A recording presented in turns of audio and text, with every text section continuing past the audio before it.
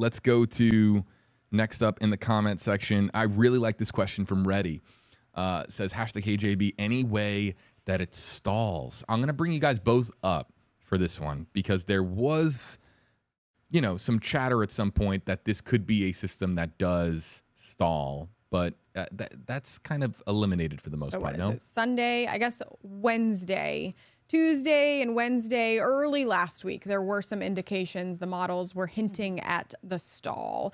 And that really had to deal with some of our large scale weather patterns that were steering this. And because it was so far away, it was, early last week, almost a week ago at this point.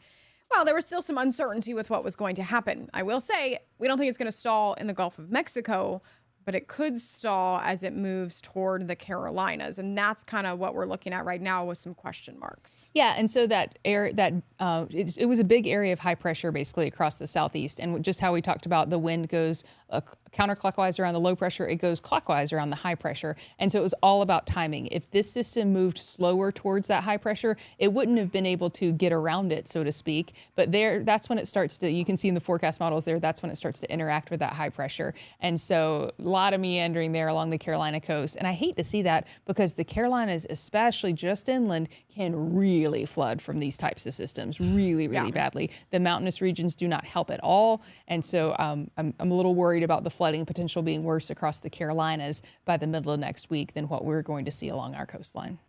Yeah, and they're also looking at some coastal flooding there. I mean, obviously Charleston, extremely low lying, and their winds, won't necessarily be the strongest onshore winds, but it doesn't take much of an onshore push for them to flood there.